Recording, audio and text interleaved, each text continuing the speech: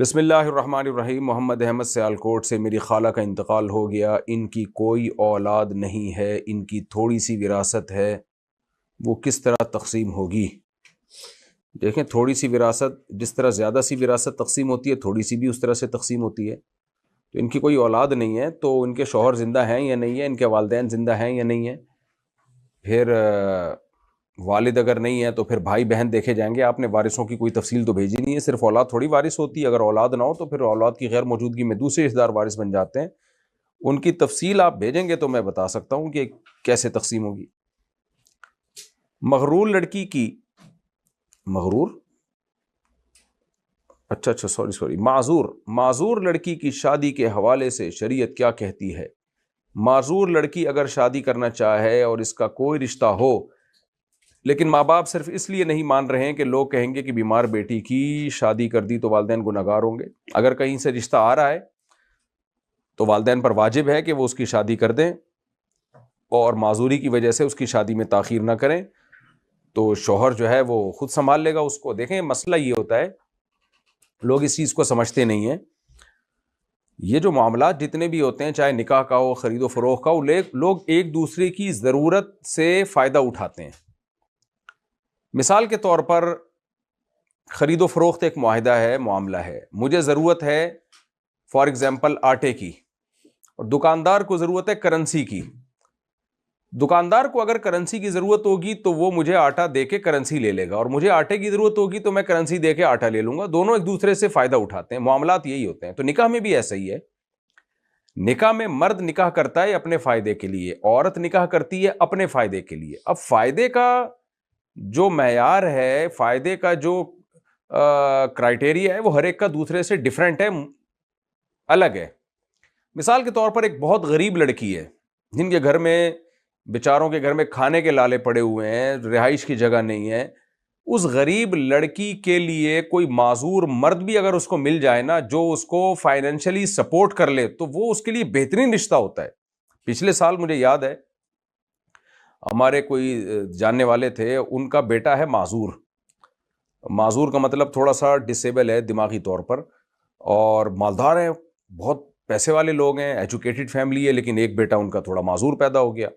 اب وہ بیٹا جب بڑا ہوا ہے تو اس میں ڈیزائرز بھرپور طریقے سے تھیں، مینٹلی وہ صحیح نہیں تھا۔ یعنی اب ظاہر ہے، جب مینٹلی صحیح نہ ہونے کا مطلب کوئی مار دھاڑ نہیں کرتا تھا، لیکن جیسے ہوتے ہیں بچے ڈسیبل ہوتے ہیں، تو دماغی طور پر اس طرح کا لڑکا ہے وہ۔ اب جب وہ بڑا ہوا تو ان کے ماں باپ کو فکر ہوئی کہ بھئی یہ کیونکہ ڈیزائر اس میں اتنی زیادہ تھیں کہ وہ اس نے کچھ غیر اخلاقی حرکتیں کرنا شروع کر دیں، تو اس کی شادی کیسے کریں؟ تو انہوں نے کیا کیا کہ جو گھر میں ماسی تھی، جو اس کی خدمت کے لیے آلریڈی رکھی ہوئی تھی، وہ ماسی بیچاری طلاق یافتہ بھی تھی، انتہائی غریب بھی تھی، تو مجھ سے انہوں نے مشورہ لیا۔ میں نے کہا کہ بھئی یہ وہ کہنے لگے ہم کیا کریں، اس کی شادی تو کہیں بھی نہیں کر سکتے ہم، کیونکہ اب ظاہر ہے کوئی بھی رشتہ نہیں دے گا اپنی بیٹی، کوئی بھی نہیں دے گا ہمارے معذور بیٹے کو۔ تو کہنے لگے ہم چاہتے ہیں کہ یہ ماسی ہی سے اس کی شادی کر دیں۔ تو ماسی سے پوچھا گیا، اس نے کہا سبحان اللہ، میرے تو وارے نیارے ہو جائیں گے۔ وجہ اس کی یہ ہے کہ بھائی ایک مالدار گھرانے کی بہو بن جائے گی وہ، تو وہ جو بیچاری ماسی گھر میں خدمت کرنے والی، نہ صرف یہ کہ اس رشتے پہ خوش تھی، بلکہ اس کی تو ایسا لگ رہا تھا جیسے لاٹری نکل گئی۔ اس کو اس سے کوئی غرض نہیں تھی، معذور ہے کوئی بات نہیں بھائی، وہ دماغی طور پر میں آپ کی بہو بن جاؤں گی اور میرا اس گھر میں حصہ ہو جائے گا، اور میری اولاد اتنے بڑی فیملی کی اولاد ہوگی۔ تو ان کا نکاح ہو گیا، آج الحمدللہ 1 سال ہو گیا، ہنسی خوش زندگی گزار رہے ہیں۔ تو وجہ کیا ہے؟ یہ ڈسیبل لڑکا جو تھا، یہ ان لوگوں کے لیے ایبل نہیں تھا، یعنی نکاح کے ایبل نہیں تھا، نکاح کے قابل نہیں تھا، کہ جو نارمل لڑکیاں ہوتی ہیں کوئی بھی نہیں نکاح کرے گا۔ لیکن جو بہت ہی غریب خاندان کی کوئی لڑکی ہو تو وہ کہے گی کوئی بات نہیں بھائی، مجھے ٹھیک ہے، میں اس شخص کی معذوری برداشت کر رہی ہوں، لیکن مجھے اس کے بینیفٹس کتنے مل رہے ہیں۔ تو اب ہو سکتا ہے ہمارا کوئی لبرل اور سیکولر طبقہ اس پہ آواز اٹھائے، دیکھو ایک لڑکی کی، ایک جوان لڑکی کی شادی ایک معذور لڑکے سے کر دی، اور یہ مولوی لوگ کیسے کیسے مشورے دیتے ہیں، تو آپ کرا دیتے اس کی ماسی کی شادی کسی اچھی جگہ پہ۔ تو اس نے خود یہ فیصلہ کیا، اس کے والدین بھی راضی تھے اس پہ۔ اسی طرح برعکس بھی ہو سکتا ہے، لڑکا فٹ ہو، لڑکی بہت، یعنی لڑکی ڈسیبل ہو، لیکن اس لڑکی کے اندر کوئی ایسی کوالٹی ہو جس کی وجہ سے لڑکا اس سے شادی کر لے۔ تو یہ بھی ہوتا ہے، بعض دفعہ لڑکی بہت مالدار گھرانے کی ہوتی ہے، ڈسیبل ہوتی ہے، لڑکا بہت ہی غریب ہوتا ہے، کر لیتے ہیں لڑکی والے شادی کہ بھائی ہماری بیٹی معذور ہے لیکن ہم آپ کو داماد بنا رہے ہیں، تو آپ یہ قربانی دے رہے ہیں، تو اس قربانی کے بدلے میں ہم فائنینشلی آپ کو سپورٹ کریں گے۔ تو نکاح کا معاملہ ایسا ہے کہ میاں بیوی راضی تو کیا کرے گا قاضی۔ تو معذوروں کی شادی کے بھی فقہا نے احکام بیان کیے، معذور لڑکیاں ہیں یا معذور لڑکے ہیں جو دماغی طور پر معذور ہوتے ہیں، پاگل ہوتے ہیں، ان کے نکاح کے بھی احکام فقہا نے بیان کیے صدیوں پہلے۔ اس کی وجہ یہی ہے کہ یہ ضرورت کسی بھی دور میں پڑ سکتی ہے، ورنہ ہوگا کیا کہ ظاہر ہے جو آدمی ذہنی طور پہ معذور ہے لیکن اس میں جنسی خواہشات ہیں، اگر آپ اس کی خواہش کی حلال تسکین کا انتظام نہیں کریں گے تو وہ بھی سوسائٹی کے لیے بدنامی کا ذریعہ بن سکتا ہے اور مسائل کھڑے ہو سکتے ہیں اس سے کے لیے سوسائٹی میں۔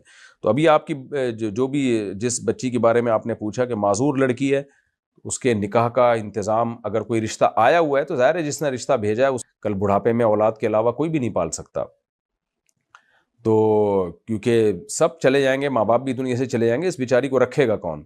تو ہم کوئی انگریز تھوڑی ہیں کہ اولڈ ہاؤس میں بوڑھوں کو رکھیں، فیملی میں رکھنا شریعت کا حکم ہے، اور فیملی ہونی چاہیے تاکہ اس معذور کو وہ پال سکے۔ زریاب صاحب کراچی سے، لکی ڈرا یا قرعہ اندازی میں حصہ لینا کیسا ہے، حرام ہے ناجائز ہے؟ شمیم خان حیدرآباد سے، ایک بلڈنگ میں 10 گھر ہیں، ایک گھر والے نے گیس پریشر لگوایا ہوا ہے، باقی 9 گھروں میں اس کی وجہ سے گیس نہیں آتی، اس ایک گھر والے کے لیے کیا حکم ہے؟ اس ایک گھر والے کو آپ منع کریں، غیر قانونی کام ہے، آپ ہٹا دیں یہ گیس یہ جو پریشر ہے، آپ کی وجہ سے ہم کسی گھر میں گیس نہیں آ رہی، اور اگر وہ نہیں مانتا تو پھر کمپلین کریں، گورنمنٹ کو بتائیں، پھر بھی گورنمنٹ نوٹس نہیں لیتی تو پھر سب لگوا لیں گیس پریشر، کیونکہ گورنمنٹ خود ہی لوگوں کو غیر قانونی کاموں پہ مجبور کر رہی ہے۔ آپ کہہ سکتے ہیں میں یعنی گیس پریشر مشین لگانے کا اللیگل کام کا لوگوں کو مشورہ دے رہا ہوں، بھائی اللیگل کام کا میں مشورہ نہیں دے رہا، اللیگل کام جب ناجائز ہے، جب آپ کسی کا حق مار رہے ہوں، دوسرا آپ کا حق مار رہا ہے اور گورنمنٹ اس پہ نوٹس بھی نہیں لے رہی ہے، تو بغیر گیس کے کیسے گزارا ہوگا؟ تو پھر سبھی لگوا لے۔ اس کی مثال ایسے جیسے پہلے زمانے میں پانی کی موٹریں اللیگل تھیں، گورنمنٹ جب ہمیں لائن کا پانی دیتی تھی، ہمیں یاد ہے بچپن میں، تو ہمارے امام صاحب نے بھی تقریر کی مسجد میں کہ لوگ موٹریں لگا کے پانی کھینچ رہے ہیں، یہ ناجائز ہے، اللیگل کام ہے، گورنمنٹ آپ کو پانی دے رہی ہے، خود بخود آپ کے ٹینکوں میں پانی آئے گا، تو نہیں لگوایا، ہم لوگوں نے بھی نہیں لگوایا۔ ہوا یہ کہ سب دھڑا دھڑ لگا رہے تھے، گورنمنٹ کوئی نوٹس لے نہیں رہی ہے، بس قانون بنا کے چھوڑ دیتی ہے گورنمنٹ، کوئی نوٹس نہیں لے رہی گورنمنٹ، ان کو پکڑ نہیں رہی ہے، تو پھر کیا ہوا؟ جن گھروں میں موٹریں نہیں تھیں وہ ان میں صرف ہوا آ رہی تھی، وہ بیچارے پانی کے قطرے سے بھی گئے، تو پھر مجبوراً انہوں نے بھی موٹریں لگائی ہے۔ تو یہاں موٹر لگانا اللیگل ہوگا، لیکن یہ کسی کا حق مارنے کے لیے نہیں، بلکہ جو آپ کا جائز حق بنتا ہے وہ حق وصول کرنے کے لیے، تاکہ آپ پہ ظلم نہ ہو۔ تو کچھ قوانین ایسے ہوتے ہیں کہ گورنمنٹ ان کو بناتی ہے مگر پھر اس کو لوگوں کو بے لگام چھوڑ دیتی ہے، جس کی وجہ سے لوگ پھر اللیگل کام کرنے پر مجبور ہو جاتے ہیں۔ تو یہ بھی ایسا ہی ہے کہ اگر ایک آدھ شخص نے یہ گیس کا پریشر پمپ لگایا ہوا ہے تو اس شخص کو منع بھی کریں، اس کے خلاف کمپلین بھی کریں تاکہ لوگوں کے گھروں میں گیس آئے، لیکن اگر وہ گورنمنٹ ایکشن نہیں لیتی ہے، حکومتی ادارے ایکشن نہیں لیتے، تو پھر آپ بھی لگا لیں پمپ تاکہ آپ کے گھر میں گیس آئے۔ میں اپنے دوستوں کے ساتھ پچھلے سال کشتی میں گیا تھا، کشتی والے کے میرے اوپر 200 روپے ہیں، لیکن اب کشتی والے کا ملنا ممکن نہیں، میں اس کو کیسے ڈھونڈوں اور اس کا حق کیسے ادا کروں؟ حتی الامکان تلاش کریں، جب بالکل نا امید ہو جائیں تو پھر 200 روپے صدقہ کر دیں اس کی طرف سے۔ عبدالسمیع سے، والدین اور رشتہ دار سادگی سے اور ان کی اجازت کے بغیر شادی کرنے کی وجہ سے ناراض ہیں، یعنی آپ نے سادگی سے شادی کی اور ان کی اجازت کے بغیر شادی کی، اس لیے ناراض ہیں، تو اب ولیمہ کیسے کروں کیونکہ وہ ولیمے میں شریک نہیں ہوں گے؟ ماں باپ کے پاؤں پکڑ لیں، جا کے منا لیں کسی طریقے سے ان کو، ماں باپ کا رشتہ تو ایسا ہے بھائی، بس منائیں ان کو، تو نہ کریں ولیمہ، کوئی فرض واجب نہیں ہے۔ اگر آپ کو یہ ہے کہ ماں باپ ہی نہیں آئیں گے تو پھر ولیمہ کیا ہوگا؟ وہ ولیمہ تو سنت ہے، تو لیکن ماں باپ کو راضی رکھنا زیادہ بڑا فرض ہے، تو منانے میں لگ جائیں والدین کو، میں یہی کہہ سکتا ہوں، اور ان کے والدین کو بھی چاہیے چھوڑ دیں ان کو اپنے حال پہ، بیچارے کو سادگی سے کر لی تو کیا ہو گیا، اب شادی کی ہے نا، اور وہ کوئی ناجائز تو نہیں کیا اس نے، ہو گئی، اللہ بہتر کرے گا انشاءاللہ۔ احمد صاحب انگلینڈ سے، میں ایک ایجنسی میں جاب کرتا ہوں، یہ ایجنسی لوگوں میں لوگوں میں ٹرین کرتی ہے اور پھر اپنے کلائنٹس کے ساتھ آئی ٹی کیا لکھا ہوا ہے بھائی، آئی ٹی آگے عبارت ہی ٹھیک نہیں ہے، ان کو جاب لے کر دیتی ہے. میرا خیال ہے کہ کہنا یہ چاہ رہے ہیں، یہ ہمارے کمپوزر نے غلطی کی ہے لکھنے میں. آئی ٹی میں ٹرین کر کے پھر ان کو جاب لے کر دیتی ہے، لیکن کلائنٹ کے ساتھ جاب کے دوران تنخواہ ایجنسی ہی دیتی ہے کیونکہ ان کا یہ کانٹریکٹ ہے. اب اس ایجنسی کے کلائنٹس میں بینک، ہاسپٹل اور انشورنس کمپنیاں بھی آتی ہیں. یہ ایجنسی کی مرضی ہے کہ وہ لوگوں کو کس کلائنٹ کے ساتھ جاب لے کر دیں. مجھے وہ سافٹ ویئر ٹیسٹنگ کے لیے بینک کے ساتھ بھیج رہے ہیں. اس جاب میں بینک کا سافٹ ویئر ٹیسٹ کرنا ہوگا. اس میں سود کی کیلکولیشن کی ٹیسٹنگ بھی آ سکتی ہے. کیا اس صورت میں بینک کے ساتھ کام کرنا حلال ہوگا اگر تنخواہ ایجنسی دے؟ اور اگر یہ حرام ہے تو کیا میں سود والے حصے کے علاوہ ٹیسٹنگ یا ڈیولپمنٹ کروں تو جائز ہوگا؟ میرے پاس چوائس نہیں ہے، ایجنسی کہاں بھیجے گی یہ ان کی مرضی ہے. سود کی کیلکولیشن تو جائز نہیں ہے آپ کے لیے، تو اس لیے آپ حتی الامکان بینک جانے سے بچیں. باقی یہ کہ فی الحال اتنا تو لازمی کریں کہ جو آپ کو جو ارننگ ہو رہی ہے، یعنی اس میں ایک اندازے سے جو رقم بینک کی کیلکولیشن یا سود کی کیلکولیشن کی وجہ سے آپ کو ملی ہے، یعنی آپ کو اندازہ لگا لیں کہ اتنا ٹائم میرا اس کام میں، ناجائز کام میں صرف ہوا ہے، تو کم از کم فی الحال اتنا ضرور کر لیں کہ اس رقم کو صدقہ کر دیں آپ. باقی آپ حتی الامکان بچیں اس سے، یہ جائز نہیں ہے. محمد سلیم اورنگی ٹاؤن سے، مفتی صاحب میں ٹیلر ہوں، اگر کوئی شخص سوٹ سینے کے لیے لاتا ہے اور پھر 10 مہینے یا 1 سال گزر جاتا ہے اور وہ شخص سوٹ اٹھانے کے لیے نہیں آئے، تو پھر میں وہ سوٹ کسی دوسرے گاہک کو بیچ سکتا ہوں کیونکہ اس میں میرے سلامی کے پیسے ہیں. سلامی کے پیسے نہیں، سلائی کے پیسے ہیں. تو آپ کے سلائی کے پیسے ہیں، اس میں آپ اپنے سلائی کے پیسے بیچ کے نکال سکتے ہیں، باقی جو اضافی رقم ہو وہ صدقہ کر دیں. محمد خان کہتے ہیں قادیانی کے کنویں سے پانی پینا جائز ہے یا نہیں؟ پانی تو اللہ نے زمین میں چھوڑا ہوا ہے، کنواں کوئی بھی کھودے تو پی سکتے ہیں پانی آپ کہیں سے بھی. قادیانی کا کنواں پہلی دفعہ سنا ہے میں نے، یہ لفظ ہی عجیب سا لگ رہا ہے، قادیانی کا کنواں. شاید اس کے گھر کے کنویں کی بات کر رہے ہیں، تو جائیں نہیں قادیانیوں کے گھروں میں، ان سے کیوں میل جول رکھنے ہیں. باقی کسی بہت مجبوری میں جانا پڑ گیا تو پانی تو ایسی چیز ہے کہیں بھی پیا جا سکتا ہے. عمار احمد صاحب کہتے ہیں عمار احمد سوئٹزرلینڈ سے پوچھتے ہیں، میرا سوال یہ ہے کہ اگر میں ایسی جگہ نماز ادا کروں جہاں ارد گرد بند شراب کی بوتلیں موجود ہوں، لیکن جس جگہ میں نماز پڑھ رہا ہوں وہ جگہ صاف ہو، تو کیا میری نماز ہو جائے گی؟ جی، اگر وہ جگہ پاک ہے تو نماز ہو جائے گی. احسان اکولا انڈیا سے، ایک خاتون کی ملکیت میں 13.5 گرام سونا ہے اور 17 تولہ چاندی ہے، دونوں کتنی زکوٰۃ نکالنی پڑے گی؟ 13.5 گرام سونا کی ویلیو لگائیں اور 17 تولے چاندی کی ویلیو لگائیں، مارکیٹ ویلیو، دونوں ویلیو کو جمع کریں اور اس کا 2.5% دے دیں. تو مثال کے طور پر 13.5 گرام فار ایگزامپل بن رہی ہے، مجھے معلوم نہیں ہے، اور چاندی کی قیمت بن رہی ہے آپ کے پاس ہے فار ایگزامپل 3 لاکھ، 3 لاکھ کو 40 سے ڈیوائڈ کر دیں، جو جواب آئے وہ ہے آپ. لڑکے سے گھر والوں کو کوئی مسئلہ نہیں، وہ میری شادی کسی اور لڑکے سے کرا رہے ہیں تو میں اپنی مرضی سے شادی کر سکتی ہوں یا ولی کی اجازت ضروری ہے؟ اس کا دادا اچھا آدمی نہیں تھا تو آپ کے خاندان کے جتنے آدم علیہ السلام تک دادے گزرے ہیں وہ سارے اچھے لوگ تھے، آپ کی کیا شیورٹی ہے اس کی؟ یہ تو بڑی عجیب سی بات ہے جس بیس پہ انکار کر رہے ہیں آپ کے گھر والے. بہرحال میں آپ کو اپنے والدین کی مرضی کے بغیر شادی کی ترغیب تو نہیں دوں گا، اس کے سائیڈ ایفیکٹ بہت زیادہ ہوتے ہیں. باقی جائز ناجائز کی بات تو ایک الگ ہے کہ لڑکا اگر ہم پلہ ہے، جوڑ کا ہے، تو لڑکی ولی کی اجازت کے بغیر نکاح کر لے تو نکاح منعقد ہو جاتا ہے، لیکن مشورہ نہیں دیا جاتا اس کا کبھی بھی. البتہ میں آپ کے والدین کو کہتا ہوں کہ وہ ناجائز کر رہے ہیں. اگر آپ کو کوئی پسند ہے تو ماں باپ پر لازم ہے کہ وہیں نکاح کریں جہاں لڑکی چاہتی ہے. لڑکے میں کوئی خرابی ہو تو بتائیں، لڑکے کا دادا ٹھیک نہیں تھا، یہ کوئی ویلڈ ریزن نہیں ہے۔ میرے اپنے شوہر سے بہترین تعلقات ہیں، ماشاء اللہ ماشاء اللہ سبحان اللہ۔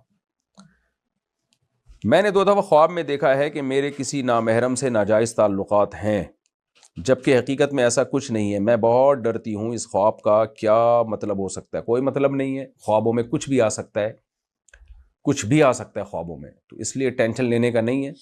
خواب میں اگر کوئی زنا بھی کر رہا ہے تو اس کا مطلب یہ نہیں ہے کہ وہ برا آدمی ہے، تو اگنور کریں خواب کو۔ آپ کے اپنے شوہر سے اچھے تعلقات ہیں، بس اس پہ خوش رہیں۔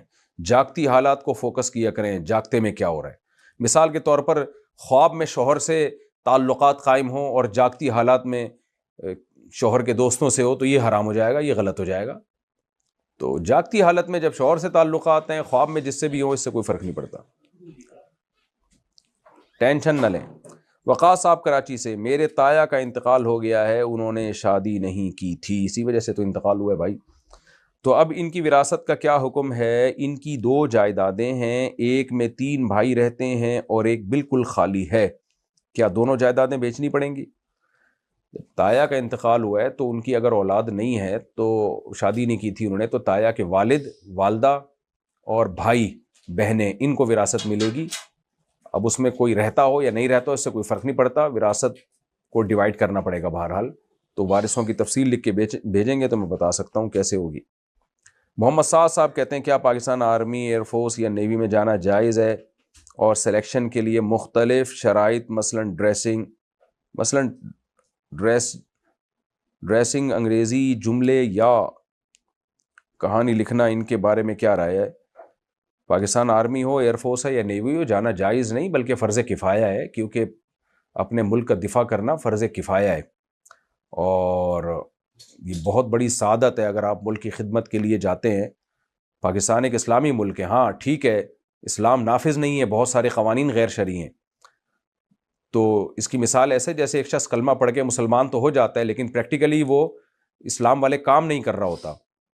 جب اسلام والے کام نہیں کر رہا ہوتا تو ہم یہ نہیں کہتے اسلام سے ہی خارج ہے، بلکہ کہتے ہیں گناہگار مسلمان ہے، نام کا مسلمان ہے، یعنی کلمہ پڑھ لیا ہے، اقرار کر لیا کہ میں مسلم ہوں، لیکن امپلیمنٹ نہیں ہے اس کا۔ تو جیسے گناہگار مسلمان اور کافر میں زمین آسمان کا فرق ہوتا ہے، تو ایسے ہی پاکستان کا آئین میں یہی بات ہے کہ قرآن و سنت کے اگینسٹ کوئی قانون نہیں بنے گا۔ یہ شک پاکستان کو ایک اسلامی کنٹری بناتی ہے، البتہ بہت سارے قوانین غیر شرعی ہیں، تو اس لیے ہم کہتے ہیں کہ گناہگار کنٹری ہے، یعنی حکومت گناہگار ہے جو اسلام کو نافذ نہیں کر رہی ہے، لیکن اس کا یہ مطلب نہیں ہے کہ غیر مسلم اسٹیٹ بن گئی ہے اس سے۔ تو اس لیے ایک اسلامی کنٹری کی فوج میں جانا، اور اہم ترین بات یہ کہ مسلمانوں کا ملک تو بہرحال ہے ہی نا، تو مسلمانوں کا ملک تو ہے، اگر یہ ملک کمزور ہو گیا تو بیڑا غرق ہو جائے گا، اور اس ملک کی وجہ سے بہت سارے مسلم کنٹریز محفوظ بھی ہیں۔ تو اس لیے فوج میں جانا، چاہے ایئر فورس ہو، چاہے آرمی ہو، چاہے نیوی ہو، اس میں جانا جہاد کی نیت سے بہت ثواب کا کام ہے، تو اسی نیت سے جانا چاہیے، کوئی اور نیت نہیں کرنی چاہیے۔ شیراز بلوچ گڈانی بلوچستان سے کہتے ہیں میں نے تقریباً 1 سے 2 سال پہلے اسلام قبول کیا ہے، ماشاءاللہ۔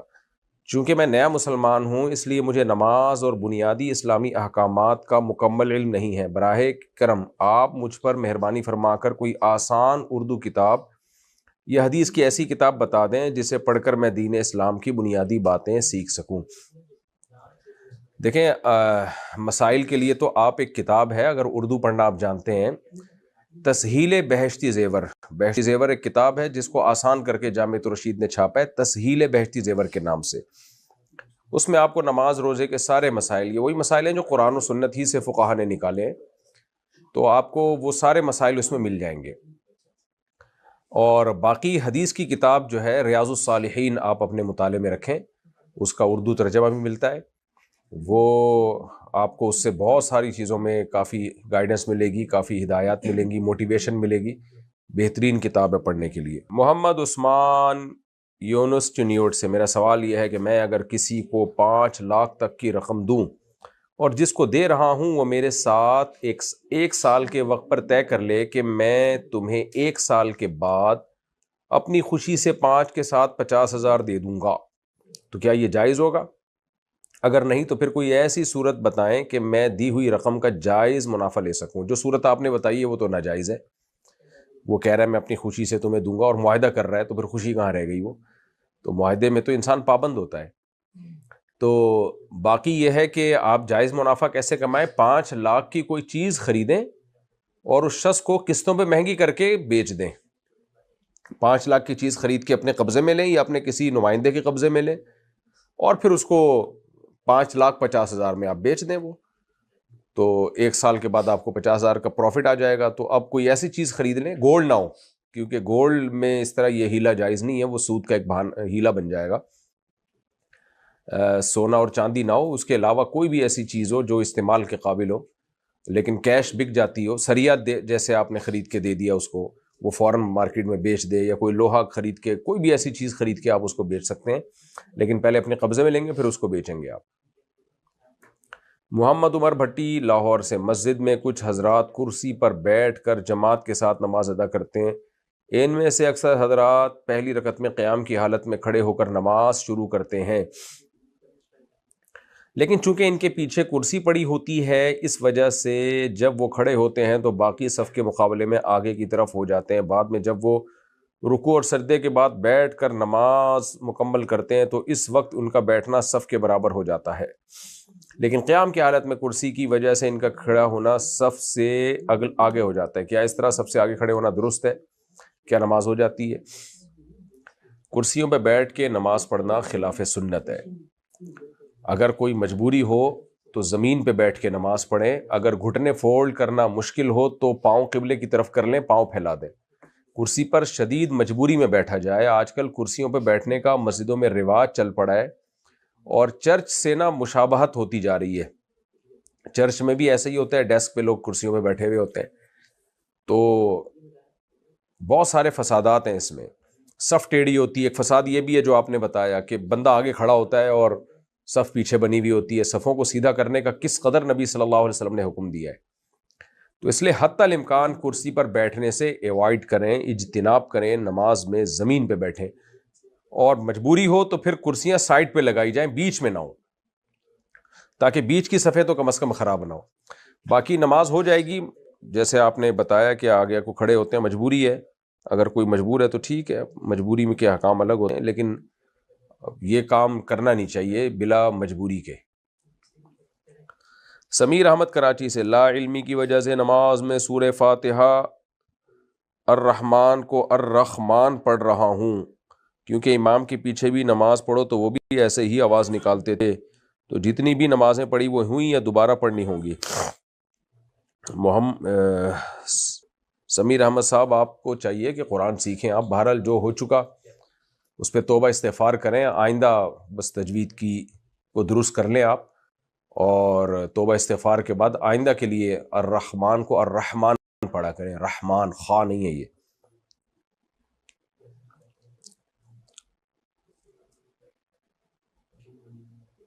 اچھا جی، سمن صادق عباس سے، مفتی صاحب مینسز کی آخری حد اگر 10 دن تک ہے تو کیا ہم غسل 10 دن کی عصر کی نماز کے بعد کر سکتے ہیں؟ کیا مطلب عصر کی نماز کے بعد؟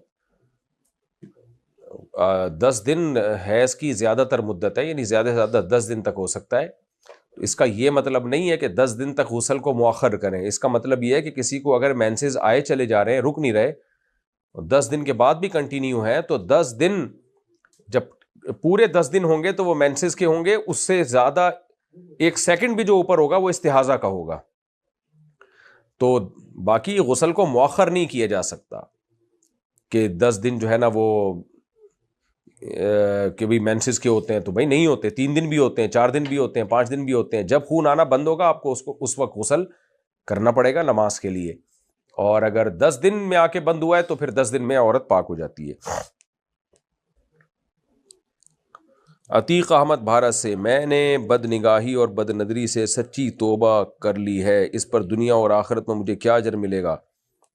اور پہلے جو بد نظری ہو چکی ہے اس کے خیالات نماز کے دوران آ جاتے ہیں تو ان سے بچنے کا کیا طریقہ ہے؟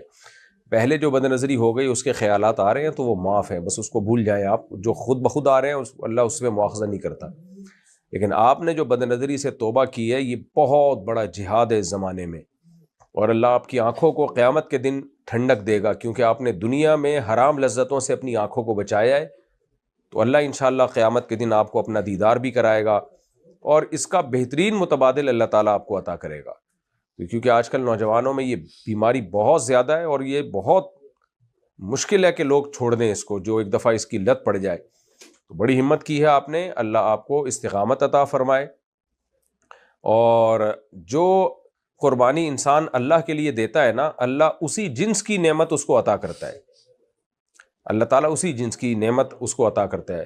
جو دولت قربان کرتا ہے اللہ کے لیے تو اللہ اس کو دولت عطا کر دیتا ہے، جو عزت قربان کرتا ہے اللہ کے لیے اللہ اس کو اور عزت دے دیتا ہے۔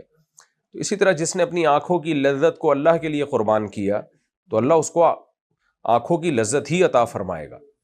تو اللہ تعالیٰ آپ کو اس پہ قائم رہنے کی توفیق عطا فرمائے۔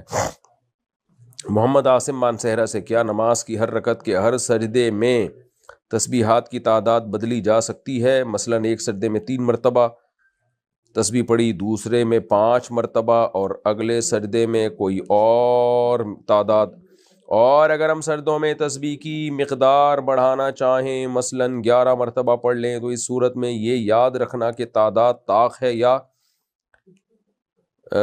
جفت، بعض اوقات مشکل ہو جاتا ہے اور گنتی بھی بھول جاتے ہیں۔ تو کیا سجدے میں تسبیح کا طاق تعداد میں پڑھنا لازم ہے یا نہیں؟ لازم نہیں ہے، بہتر ہے، لیکن اگر یاد رکھنا مشکل ہو تو پڑھتے چلے جائیں بس۔ یہ بھی جائز ہے کہ سجدے میں آپ ایک سجدے میں کم تسبیحات پڑھ لیں، دوسرے میں زیادہ پڑھ لیں، یا پہلے میں زیادہ پڑھ لیں دوسرے میں کم پڑھ لیں، لیکن یہ جب ہے جب اپنی نماز پڑھ رہے ہوں۔ جب آپ امام ہیں تو پھر پراپر وے میں آپ کو نماز پڑھانی چاہیے، 3 یا 5 دفعہ بس تسبیحات پڑھیں، کیونکہ امام کو حکم ہے مقتدیوں کی رعایت کرے۔ جب آپ اخبل طریقے سے نماز پڑھ رہے ہیں، اپنی نماز پڑھ رہے ہیں، پھر جتنی چاہے تسبیحات پڑھیں، اور زیادہ تسبیحات پڑھنے میں گننا اگر مشکل ہو رہا ہے تو زیادہ پڑھ لیں بغیر گنے۔ حسن صلاح الدین راول پنڈی سے، اگر کسی بندے کا ایک حصہ ایک گھر میں 14% ہو لیکن وہ قابض 14% حصہ بنتا ہے لیکن وہ 3/4 پہ قابض ہے، لا حول ولا قوت، تو کیا اس سے گھر کے دوسرے مالکان اس دورانیے کے کرائے وصول کرنے کا مطالبہ کر سکتے ہیں؟ نہیں، وہ گھر میں چونکہ یہ خود شریک ہے تو یہ غصب تو کہلائے گا، لیکن اس سے کرایہ نہیں وصول کر سکتے۔ ہاں، آئندہ کے لیے ایگریمنٹ کر لیں، پھر کرایہ لے سکتے ہیں۔ کرایہ تو ایک ایگریمنٹ ہے نا، اجارہ، تو اس سے یہ معاہدہ کر لیں کہ بھئی آپ نے، چونکہ آپ کا صرف 14% حصہ بنتا ہے، آپ جو اضافے میں رہ رہے ہیں تو اب ہم آپ سے اس اضافے کا کرایہ لیں گے، ادروائز آپ یہاں سے پتلی گلی سے نکلو۔ تو پھر اس کے بعد اس پر واجب ہو جائے گا کہ وہ کرایہ دے، اور نہیں دیتا تو گناہ گار ہوگا، اور آپ اس سے لے سکتے ہیں پھر۔ اچھا جی،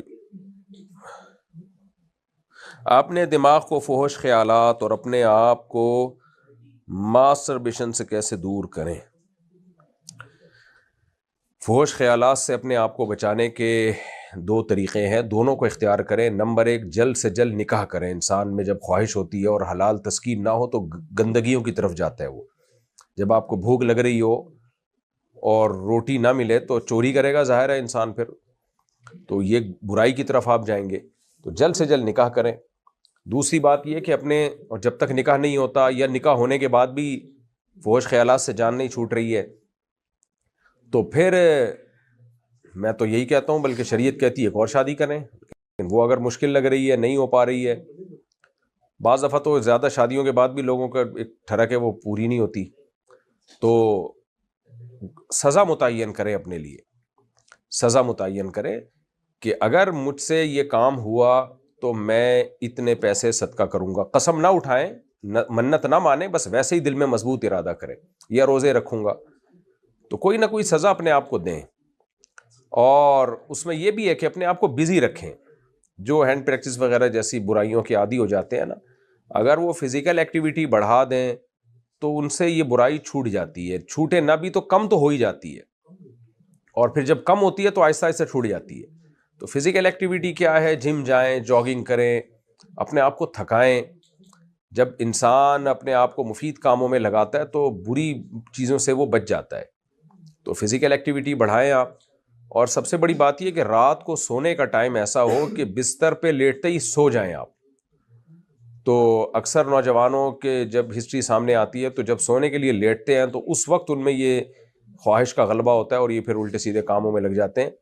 تو اس کا طریقہ یہ ہے کہ آپ ایک تو موبائل سے سونے سے 1-2 گھنٹہ پہلے نا موبائل لاکر میں ڈال دیں آپ, اور الارم والی کوئی گھڑی خریدیں. موبائل پہ الارم لگا کے نہ سوئیں, کیونکہ موبائل پھر ساتھ رکھنا پڑے گا آپ کو.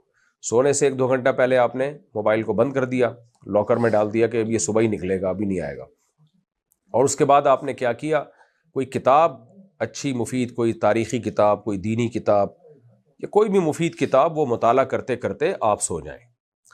کیونکہ لیٹیں گے دماغ چلنا شروع ہوگا, تو وہ مطالعہ کرتے کرتے آپ سو جائیں گے. تو اس سے دیکھیں یہ شروع میں کمی ہوتی ہے, اس میں پھر چھوٹتا ہے آہستہ آہستہ.